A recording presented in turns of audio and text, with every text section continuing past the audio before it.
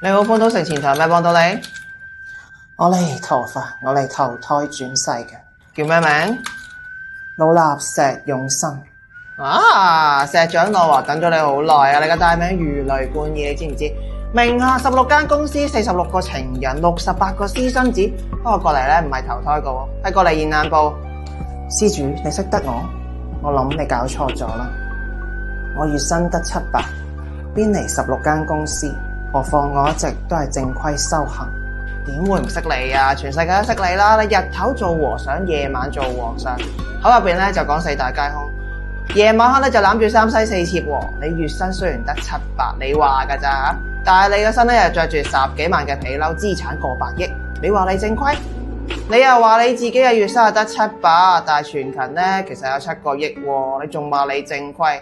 雖然咧係你剃咗個圓規頭，但係個心咧就生咗一顆犯規嘅心。做過咩自己唔係唔知係嘛？你話你放下屠刀立地成佛，兩面三刀搞商業帝國，哼！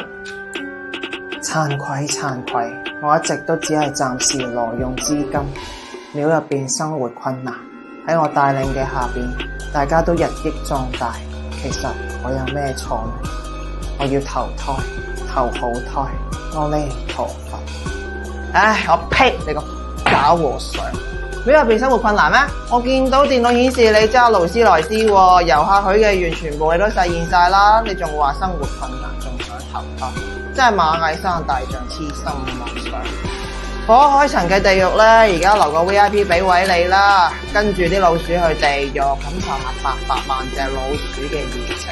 最後咧，我打算幫你變成呢個滾筒洗衣機，好好轉動一下，等你清醒少少。